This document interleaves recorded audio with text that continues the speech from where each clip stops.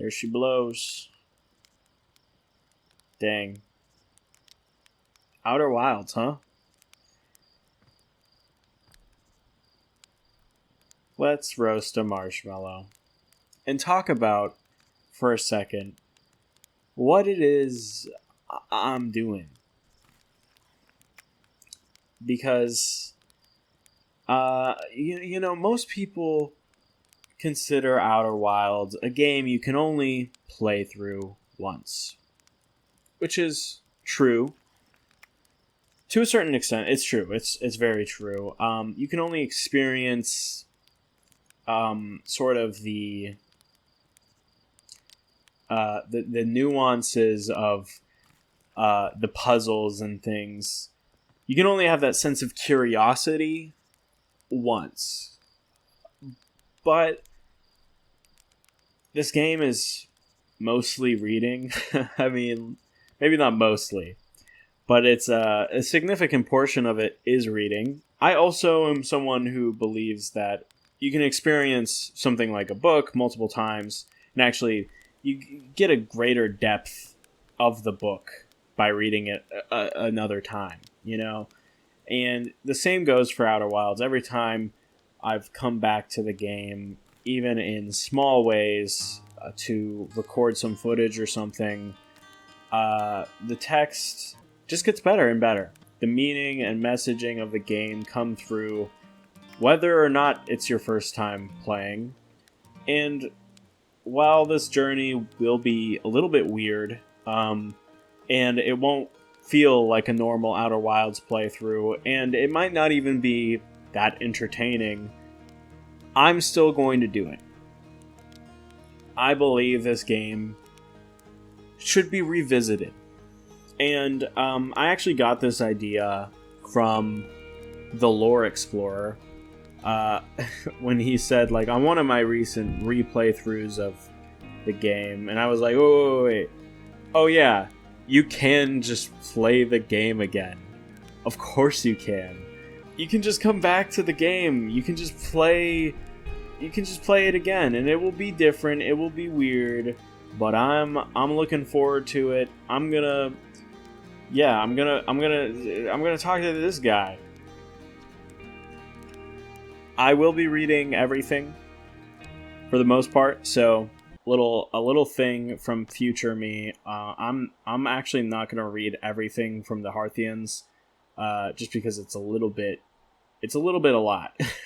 So hopefully you're okay with me skipping a few of them, but I will read all the Know My text. Do not worry. There's our pilot, back from your pre-launch camp out under the stars, I see. So it's launch day, eh? Seems like only yesterday you joined the space program, and suddenly here you are, leaving on your first solo voyage. Glad you're excited, but remember, if you wreck the ship, I'm not building you a new one. I'm not made of lightweight, re-entry grade aluminum alloys, Anyway, you'll need to get the launch codes from Hornfels at the observatory before you can lift off. Just bring those here once you've said your goodbyes or whatever. Will do, Mr. Slate, will do. Well, actually, you're not Mr. That's one mistake sometimes I make often. Look at it, they got the fishies. They're making some soup here. Or I am, I guess. I was. And Slate is. Just because Slate is such a masculine-sounding name to me. So, if I make that mistake, please forgive me. Aren't you gonna go into space? Aren't you? You better not have changed your mind. I want to practice with a pro before I leave. Aw, you're just saying that. But if you really want to practice with me, I guess I could help you out a little. Try to land on one of the geyser pools. Show me what you've got. Boom. It's fine. It's fine. Wow, that was just like the time the external fuel tanks exploded on re-entry. You'll be okay flying the big one, right? I swear I will, okay? Don't worry about it. Look at this. It's so beautiful. I hear you're leaving us to seek adventure amongst the stars. When you return, let's you, me, and Gossin open up a bottle of the good stuff. I really wish that could happen. That would be so sweet. I'm only seeking an adventure amongst one star, actually. Other stars are too far away. Another metaphor ruined in the name of scientific accuracy. It's the mayor himself.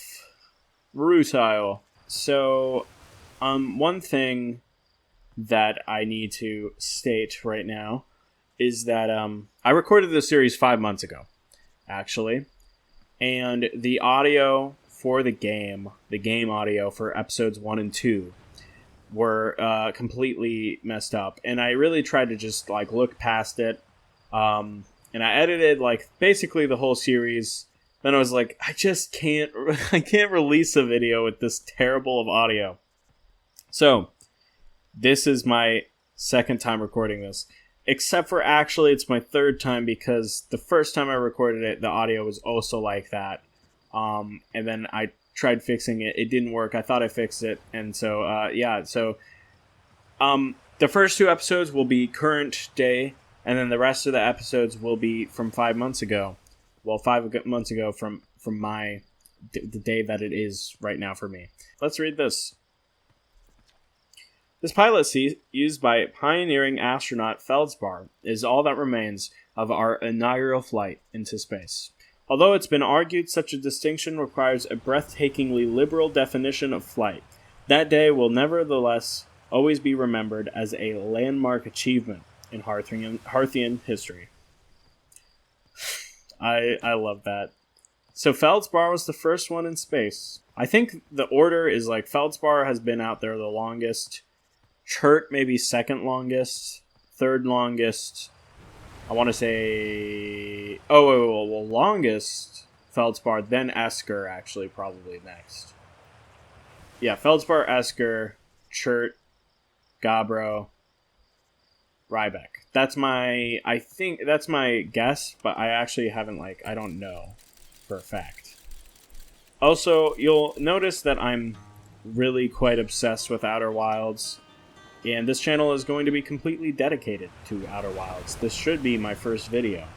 Marl's looking at that tree. He's pissed off. So Marl is like my age. I think Marl, me, and Hal are like maybe the youngest dudes around here. Where's the observatory? It's questions like that what make us worried about you going up into space on your own, you know. The observatory is up the path behind the waterfall. There are a couple of signs marking the way, but really, you just keep going up and then hook a right when you get to the 0G cave. I love the lines where, like, when you're playing for the first time, you're gonna be like asking those sorts of questions, but of course, like, it doesn't make any sense that you would not know. Yeah, let's play some hide and seek. Hey, can we use your signal scope? Can we please? We'll even let you be it. Yeah, let's play. Okay, I'm realizing that this is kind of boring. Well, not for me. I'm having fun. I'm just kind of enjoying the characters. But normally I let the other guy win, or I normally let Galena win. Actually, you found me. Yeah, I'm sorry, because Galena is just a little bit. It's a little bit cuter when Galena wins. But it's been so long since I don't know. Maybe Tefra actually is. You got me, but I'm the last one. I win. Promise you'll play again when you get back from space, okay? You gotta. I mean, that's cute and all. That waterfall isn't. But Galena is all like, "You found me." And it's kind of sweet. I love Spinel so much. Spinel. He's such an underrated. Such an underrated person. Fishing around, singing helps me pass the time. You're leaving the crater. Guess we'll all be a little busier without you around to lend a hand. That big water planet, Giant Steep, that's where I'd go. I didn't even find Hornfells. Did you try the observatory? I've literally never seen them anywhere else. Fishing song. Geez, I think my bait is wrong. What are you up to? Nothing. That's nice. I'm planning to do a lot of that later. Fishing. Oh yeah, it's the same. I was hoping for another one. Oh my gosh, the waterfall is so loud. and that's on purpose, though.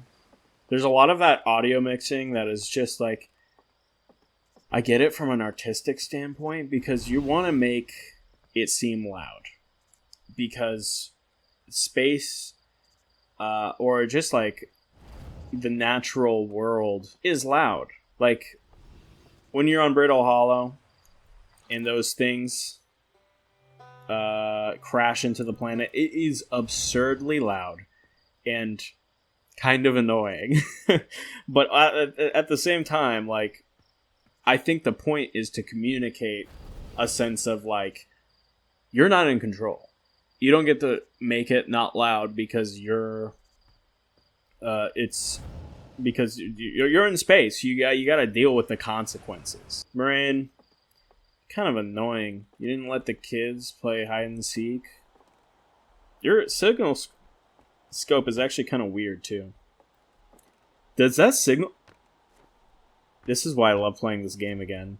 The signal scope is made out of a can of marshmallows. Oh my goodness. That is the best. That is the best thing.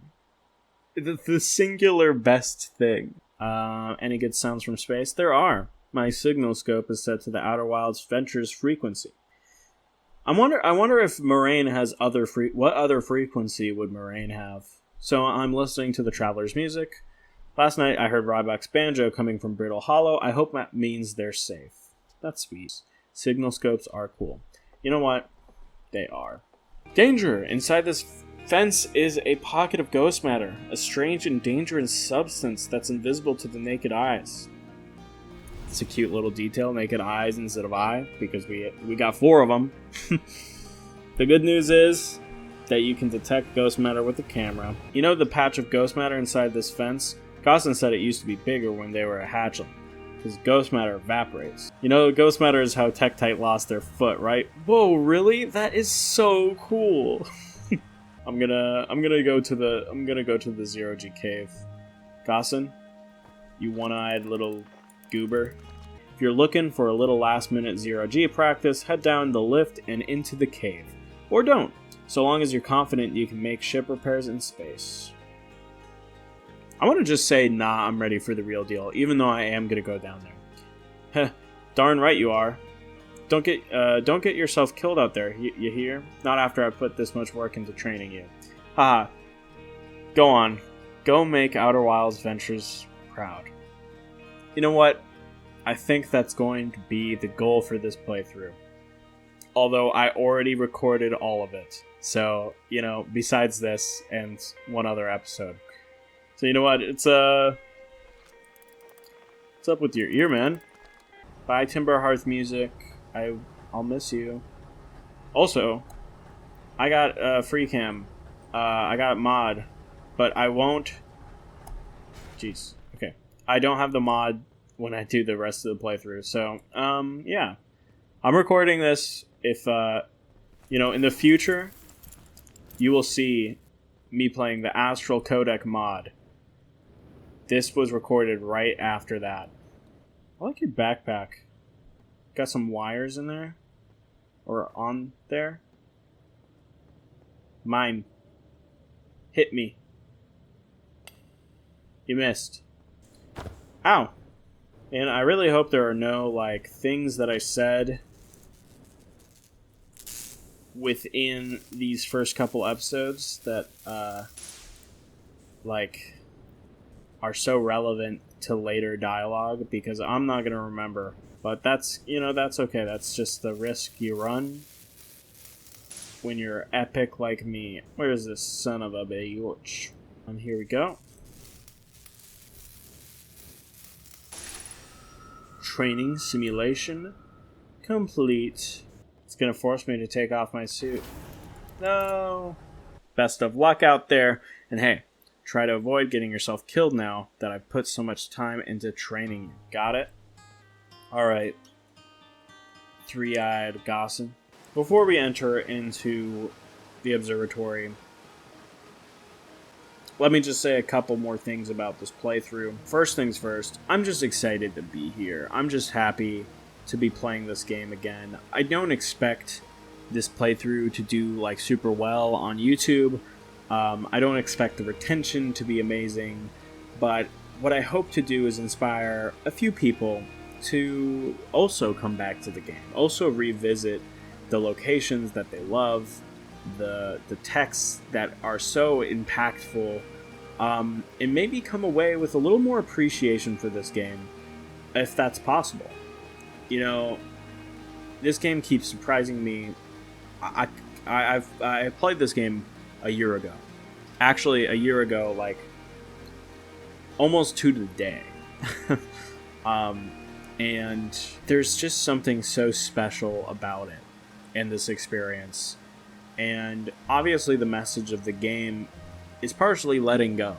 But as long as this game keeps on bringing me value, I'm going to keep on playing it. You know? I'm not stuck to the past. I can quit whenever I want to, I swear. And, you know, if you watch this, I don't think this is for everyone. You know, some people, the game impacts them, but then it's that. You know, they got other games to play. I get it. You know, I'm not saying this is something every Outer Wilds player should do. But maybe just a few more of them. So let's head into the museum. Hornfels, Gossen, Feldspar, and Slate.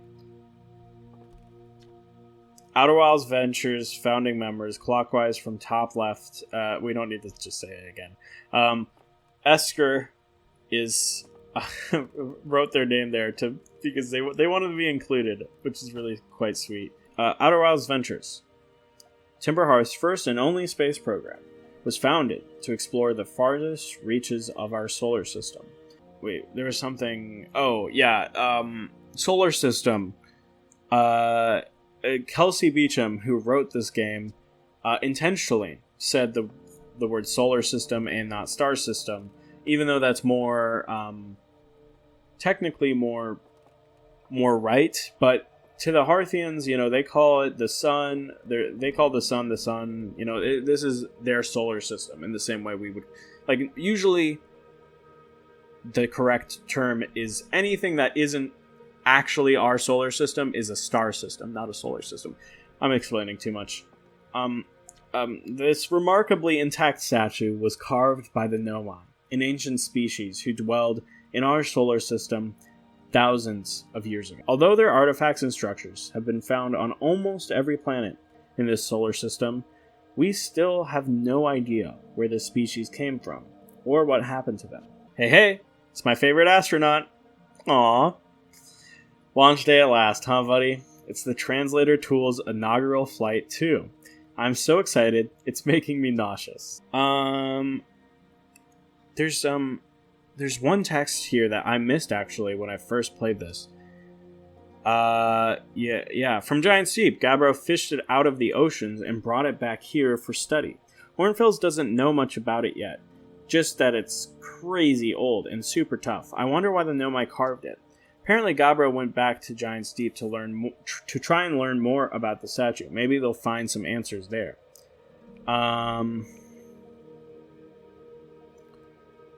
You know, I don't know. Good question. So Gabbro found this fully intact statue on Giant Steep, right?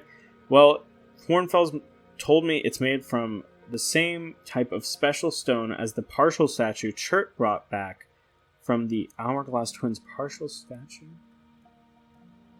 I don't know what that's referring to be honest. That's why when Gabbro, you know, chipped the Giant Steep statue, that stone fragment was repurposed for your ship's computer. This is the line I wanted to find.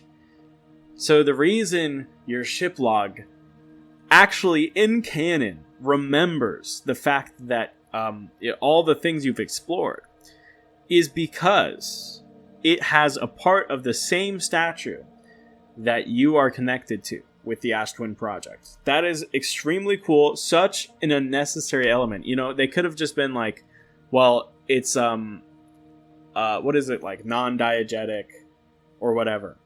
But no. It's it's real.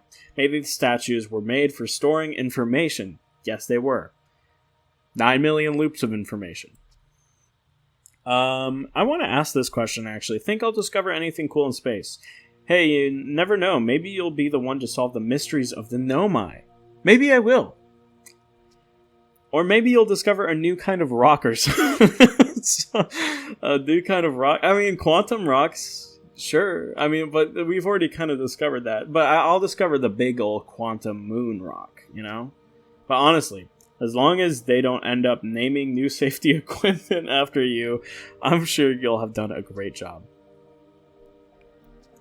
No problem. Take it easy. Awesome. I love that. That was actually... This piece of Nomai writing was essential to deciphering their unique language. Oh, by the way, I'm going to be spoiling Echoes of the Eye and the base game from this first episode. I'm going to be talking about the ending. I'm going to be talking about the ending of the DLC. So, just be ready for that. Although this text is linear, Nomai text often branches off from a central point. Interestingly, each branch tends to be written by a different author. And the reason I say that is this is the chunk we see in the prisoner's vision. And this little eye symbol, it's canon that it motivates us to go and do what we're doing now. Cassava, one of my favorite Nomai, we're nearly ready. Felix and I have finished construction, and she says calibrating the device won't take long. Fortunately, the Atarock's lack of atmosphere will make calibration simple. After all this time, I'm thrilled to finally resume our search. This is referring to the fact that in the beginning, there were two groups of Nomai. The ones whose escape pod crashed on Brittle Hollow and one who crashed on Ember Twin. And they reunite, and one of the first things they do, I want to say it could be the first thing in the timeline that they do, is they go to Timber Hearth and they go to the the Atarock, and they make the eye signal locator on there, which is, on the North Pole, I believe. And, they make the calibration. They calibrate the device. Of course, it can't detect the eye signal, but the first thing they do when they reunite is they start looking for the eye again. And I think Felix is a Nomai who begins on, or gets crashed on Brittle Hollow. So, and Cassava, I think, was born in the star system. Some ancient Nomai art depicts strange animals, foreign celestial objects, and other subjects that can't be found in our solar system.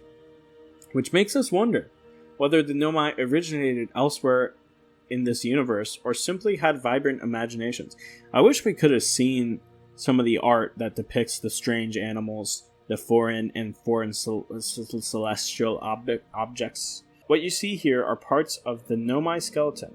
We can tell from their skulls that they possessed antlers, and quite unusually, only 3 eyes. The Nomai body was most likely adapted for living exclusively on land.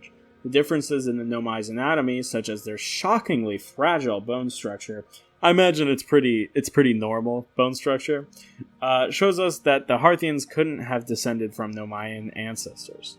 I think the Harthians just have pretty thick bones. I think they'd have to, the way that they live. This is one thing I love about the game, this right here. The Nomai technology brought back from space by our astronauts has been a great boon to Outer Wilds ventures, allowing us to modify expedition gear in exciting and useful ways.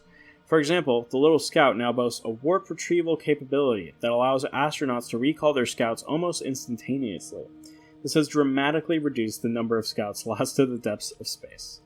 I just love the idea of an ancient civilization having such amazing technology that when they fall, they collapse. The next civilization uses their technology. I think that's just a fascinating little thing. And it makes for like a really unique aesthetic style that the Harthians have. Like, it adds to the scrappiness that I just love in the Harthians. Like, all their structures and ships and just everything is so scrappy and like just kind of put together. It's not very thought out and organized, and I love it. This always makes me feel like I'm playing Mario Galaxy. Watch closely. These balls move on their own. The ground is perfectly level. So what do you think causes this spooky motion? The Adel Rock! The answer is the moon. As it orbits our planet, the Adel Rock's gravity pulls on objects from different directions. In fact, it's pulling on you right now. What? What? What? The strange rock moving around in this grotto appears to react to conscious observation. The level-headed among us realize there must be some sort of optical illusion at play. But Gabbro claims the rock exists in all possible states until it is observed. Why does Gabbro know quantum mechanics? This is one question I haven't actually asked myself until this moment. Well, how does he know that? How does he understand it? Whatever is actually happening, both sides of this debate agree the effect is extremely creepy. I don't. It's not that creepy. But everyone seems to think it is. And they've kind of, like, when I first played, I never thought it was creepy. And everyone keeps on gaslighting me, and every playthrough I've ever watched, they're like, oh yeah, that is creepy. I'm like, but it's a rock, though. Like, if it was some scary looking thing, I don't know, man. I don't know. If a star is massive enough, it will continue to fuse carbon into even heavier elements, like iron. Ultimately, the star will collapse under its own gravity and then explode in a violent event called a supernova. Based on Truth's observations, this will one day be the fate of our own sun. Yeah. But he observed it wrong. It's going to happen in 22 minutes. I like messing up these balls. You know, gonna save this for the end of the game. Whoa! Hornfels, there you are. I just finished pre-flight observations and local conditions are good. Time to get our newest astronaut off the ground. Tell me what's your plan once you're in space. I want to go somewhere no one's gone before. I like it. There'll have plenty of options to choose from. No one's ever landed on the Interloper before, you know? Perhaps you'll be the first. Must say, should you choose to go to Dark Bramble, be very careful. No one's explored there before either. For what you'll find are excellent reasons. Here are the launch codes.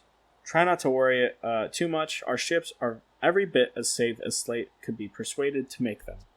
Best of luck out there. Let me know if I can help you with anything. Well, the one thing I noticed is like half the Harthians have ears that droop down, and the other half have ones that droop up. Not droop, I guess. Go up. And that's just one thing that like it's kind of interesting. I don't know. I just like it. It's like how some people have brown hair, or every time I start a new file, I always forget this is gonna happen. It's like, yeah.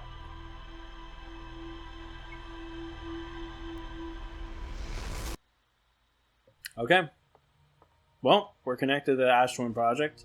22 minutes started just then. I just gotta show this off. I show this off all the time nowadays. Every time I... What? How is this a part of the game? It doesn't make any sense to me. It's just... I don't get it. How is it part of the game? I don't get it. And you might think, why is that surprising? I don't know why. It just is. Tephra? You are adorable. Hornfels will be really sad if you don't come back. Like, how sad it makes them to talk about Feldspar. So you should make sure you don't get lost in space too. That's pretty sweet. I really like that kid. Arcos, though, I love how positively ecstatic they are about Ghost Matter. It's just so adorable. Okay, we're in our ship. Ship log. Got some hints. First things first. We're going to Giant's Deep. There is one thing on Giant Steep that will not be here any other loop. Also, Giant Steep was the first planet I ever went to, which is pretty fun. Never really noticed how wavy the planet is. Yo, there's this ship.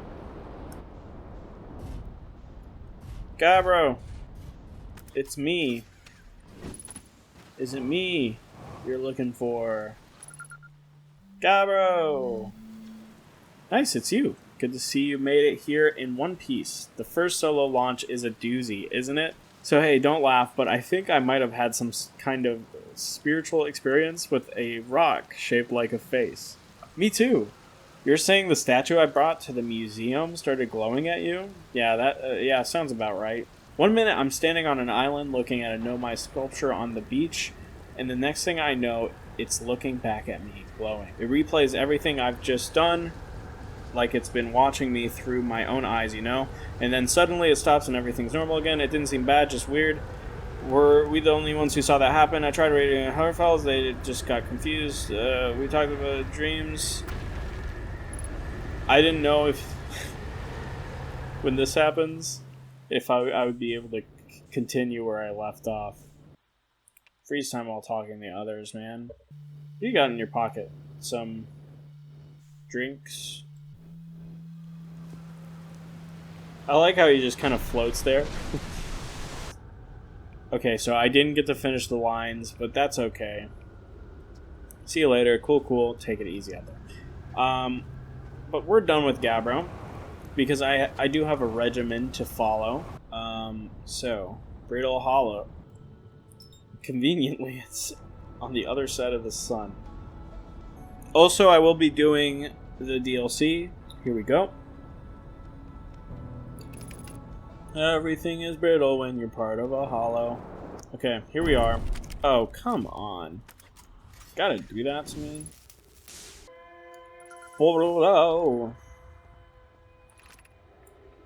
Thatch. Is everyone unharmed? No one was badly injured from the escape pod's impact. We're incredibly fortunate. This is good news, at least. Have we heard from escape pod 2 or escape pod 3? No, I'm unable to make contact. My equipment can hear the other two escape pod distress signals, however, if it's any comfort, both pods must be structurally intact. I'll continue calling for them. My gratitude if we can... Thatch, the moon is approaching again. Everyone, brace yourselves swiftly. The volcanic moon has returned. Be cautious of falling ash and debris. I believe the moon has passed. This planet doesn't appear eager to have guests. We are certainly unwelcome on its surface. We need to find shelter, and quickly. The volcanic moon won't be gone for long. I observed several promising sites below the surface, but we'll need to construct a way for everyone to climb safely down this cliff. Perhaps we could build platforms.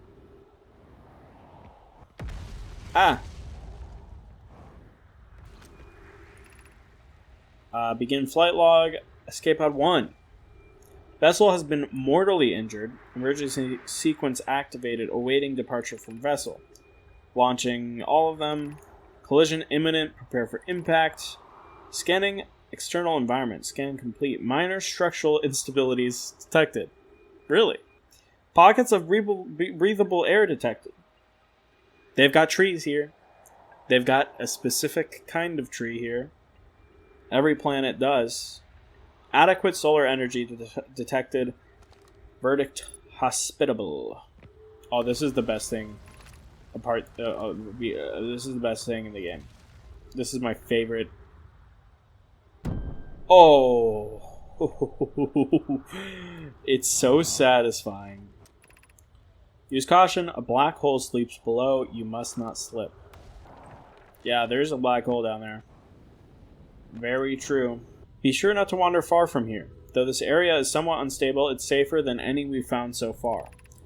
The temporary settlement is finished, but remember to be cautious of falling rocks and dust created by meteor impacts. Yes. Oh, and that's gone. Okay, well, we'll have to come back. Because that actually, a lot of this is destroyed. I went here first when okay, yeah, let's explore this because I know this one doesn't go away. Okay, so this is right after the crash. And all the texts here are insanely tragic and sad. I think sometimes we forget the gravity of what just happened to these Nomai. I think we forget the gravity of how important the Eye is because of what happened here. You know, this clan lives together in this vessel. I don't know how many Nomai are usually in a vessel, but there's supposed to be 5 escape pods that launch. Only 3 of them do. So 2 escape pods worth of Nomai, assuming the vessel's at full capacity, which it might not be. But let's just say 2 escape pods, you know they're dead. 2 out of 5 people that you know, for sure dead. And then there's this uncertainty about the other 2/5 of the people you know. All in all, 4/5 of the people you don't know where if they're alive or dead. So when the Nomai talk about finding the Eye, this was like the fact that they weren't pissed at the Eye in some way shows their like kind of evolved take on things, because you know that might be like the ghost birds from the DLC, the inhabitants. That might have been their first reaction if something like this happened, even though they don't, you can't blame the Eye, obviously, but like a part of you might be like, do we really care about this Eye thing? But no, they're still curious, and they still want to fulfill the curiosity of all the people who died. Okay, now let's read. We can hear the other escape pods' distress signals, which gives me hope. Folly, are you still here? I'm unsure how to survive in this place without you. I'm unsure how to be me without you.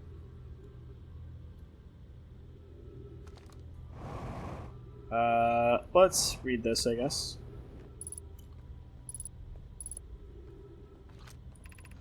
Thatch, I can't understand. Why did the vessel crash in that place? Was the vessel unwell in some way? No, Anona and I checked before the warp, and the warp core and the navigation systems were both well. We warped to follow that curious signal from the Eye of the universe. Where we arrived was wrong. It wasn't where we tried to go. Suppose it wasn't a problem with the vessel, but with our destination. I'm afraid for our friends in Escape Pod 3. Which they could now detect was still within Dark Bramble. Actually, the way that they're talking makes me think that maybe they didn't have like more people than 3 escape pods worth. And I'm just saying that because they're not like saying I'm afraid for our friends in Dark Bramble or the vessel or anything like that. They're just saying Escape Pod 3. They're acting like Kusa there isn't asking, did Folly get onto an escape pod?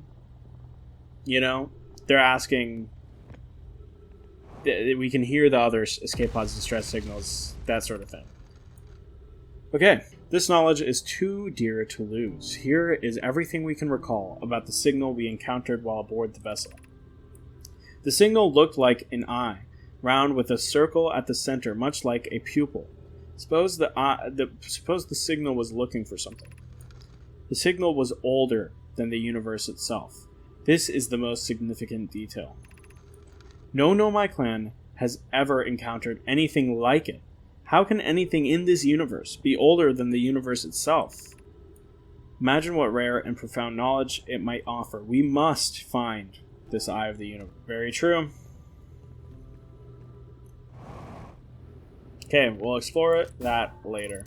You know, I'm not really sure how close we are to boom boom time. The sun is looking decently hot. But that is all we will explore here today. Oh gosh. Why did autopilot have to be damaged?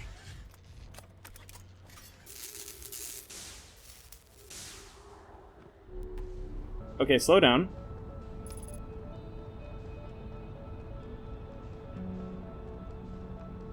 Here we go.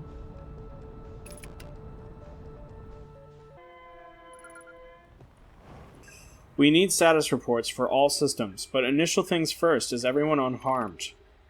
Russ. Our escape pods passengers are afraid, but physically well. Anona, everyone survived the crash.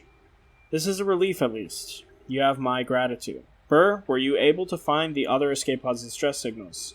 Anona, by the way, invented warp technology.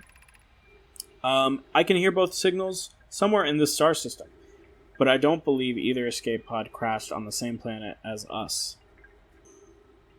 This is the exact same, except for this part. External temperature is prohibitively high. Verdict inhospitable. Do not seek shelter on the planet's surface. The heat from the star system's sun is more bearable below the surface. When our escape pod punctured this planet's surface, it broke into what scans show is a cave system with much cooler air. I would recommend we seek a site down there to build a long-term shelter, Anona, but these passages are a maze. Even with this danger, they are still our best chance for survival. We'll form teams and descend into the caves to look for a shelter site. We can mark our findings on the walls to avoid becoming irreversibly lost. Be cautious, everyone. And be aware of the sand as you search. It appears to be gradually rising. Very terrifying. They use this. Keep moving, friends. There is nothing of interest at the end of this passage but rocks. And while these rocks are interesting, they can wait until a less urgent time. I really like how these rocks, they're not interesting. There's nothing interesting about them. They're the exact same rocks as the wall. Do not follow this tunnel into its end. Coleus and I will examine the horror that lies at its terminus later, provided we live through this. There is a dude down there. Or there. Anglerfish. Of note, this passage leads to breathable air. Refill your supply tank there. We cannot tell how far or deep these tunnels may wind, but do not linger, as the area is exposed to the heat of this alien sun. Okay, we'll go there in a second, but let's read this first. You know what? I don't think I need to read this. Yeah, I think I read that in a different episode, and if not, it's not the biggest loss. Oh gosh. Okay, well, we're not going to read that. I have meditate until next loop automatically on, by the way, with the mod that I have. There really isn't much to do, because I don't want to mess up the order of operations. I guess we could go chert mode. I'm not going to read what chert has to say, because, well, first of all, nothing's different on the first loop. But second of all, I talk to Chert a lot throughout this series. So, get ready for that. Gonna doze off until it's time to not doze off. Oh. Yeah, I forgot just how red it gets. Chert, the sun's going boom, but I'm not gonna tell you that. Actually, you can't comfort him.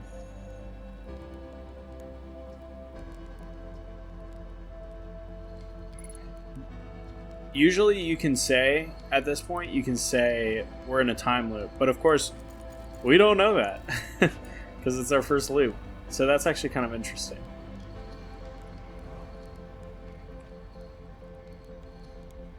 And usually that comforts Chert a little bit, and I think that's pretty cute.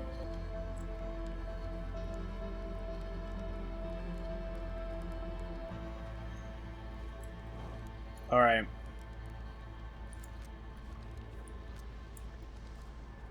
I won't identify Chert's signal because that'll happen at a later date.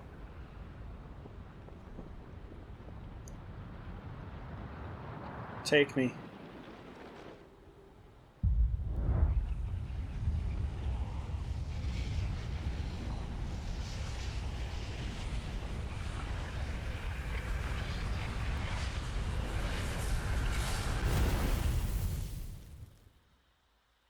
It's always beautiful. We still have a little more to do.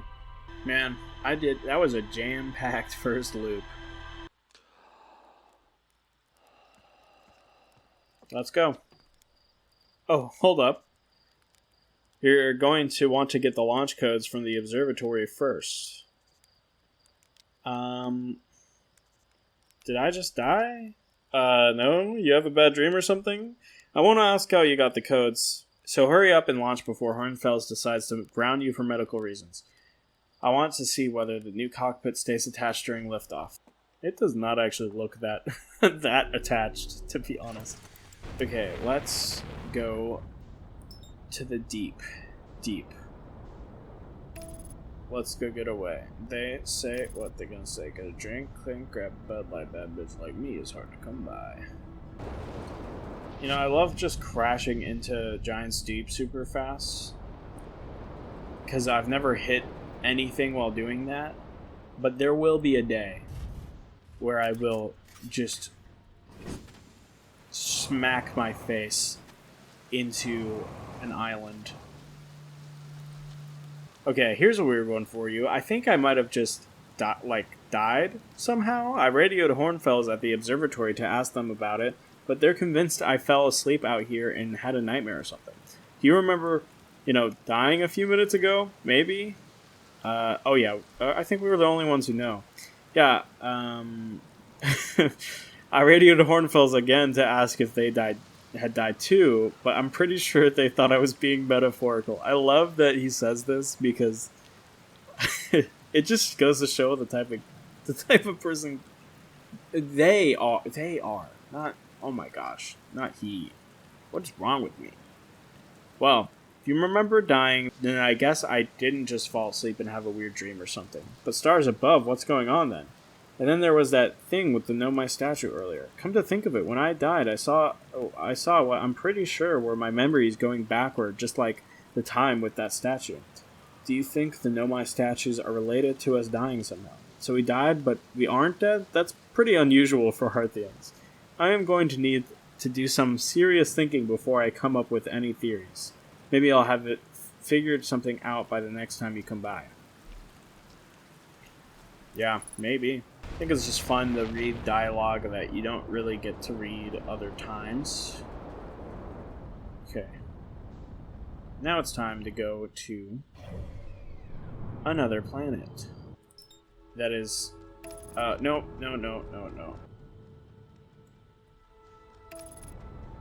I'm a little bit worried about hitting the sun here. There we go. Now I'm a little bit concerned about hitting Brittle Hollow. Or worse, Hollow's Lantern. But I think we're fine. Okay. I'm pretty sure it's, well, I guess I was wrong. Because I thought it was a different bubble. But yeah, we're gonna go... Jeez. Should be within these. Here it is. Oh! Artificially gravity damaged. Luckily I'm in 0G, so it's not that big a deal. Whoa. That's a noise you don't hear very often. A broken gravity crystal. That's really cool. Oh my gosh, I've never... I don't think... I mean, I've heard that noise, technically, because I have broken the gravity before. But I don't think I've ever recognized that noise in a way to where, like... Yeah. Our escape pod crashed as we tried to flee this place, destroying our movement and communication capabilities in the process. We've held out as long as we could here, but this pod's supply of breathable air is nearly depleted, and the anglerfish attack more and more frequently. Our best chance at survival is to return to the vessel, to either repair the damage or, more probably, await rescue. Seka, is the message finished? The vessel's beacon is already growing fainter. It will be gone in a matter of hours. We need to leave here quickly. These are all the same, except for this one. Gravity not detected. Breathable air not detected. Multiple life forms detected. Potentially hostile. Do not exit pod. There is a new problem. Our equipment is detecting 2 distinct beacons from the vessel. But it is impossible for the vessel to be in 2 different locations at the same time. I agree. But the beacons are exactly identical to each other. Perhaps if I had more time. We're nearly out of time already. Din, the vessel's beacon is quickly fading. Soon it will be gone, and we will be lost. Eskel, the big guy, the clan leader, we will follow the beacon whose source is nearest to us. But suppose that beacon is false. We likely don't have enough air to reach the farther of the 2 beacons, Din. The decision is made for us. We'll leave a trail of lights as we go. There's still a chance someone could hear our escape pod's distress signal.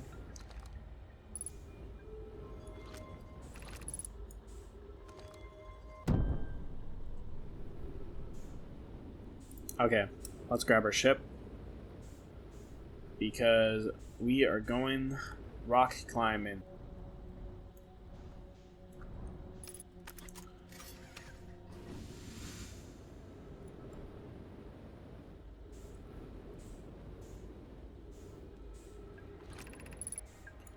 To any who comes here searching for us, we followed one of the 2 beacons from the vessel to this place, but now can go no further. It's almost too faint to hear now, but the vessel's beacon is still faintly emitting from within this thorny seas, yet the opening is too small for even a single nomai to fit through it. So, our escape pod couldn't have flown through here. I don't understand how this could be possible. But this gruesome place seems able to manipulate space itself. Maybe this was our undoing. To be so close to the location of the vessel and still so far is difficult. Worse, the vessel's beacon is dying. Soon we will be unable to hear it. There is nothing we can do now but try to perhaps find a way inside, or at least attempt to comprehend why this happened. My dearest hope is that the other escape pods were able to reach relative safety. They were. Seka, they were. You might think, okay, so you're doing an escape pod episode. We're gonna go in chronological order here. That's kind of what you're doing. You gotta start with the start of the story. Well, in that case, this first episode must contain one more thing. That's right. Ya boy is going to the vessel on the first episode. Because that's just how we do. Because that's what you can do with Outer Wilds once you know where everything is. And it's really quite fun.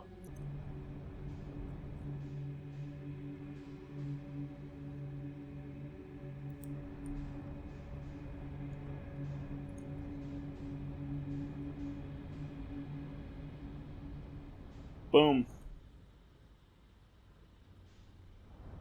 Here we are.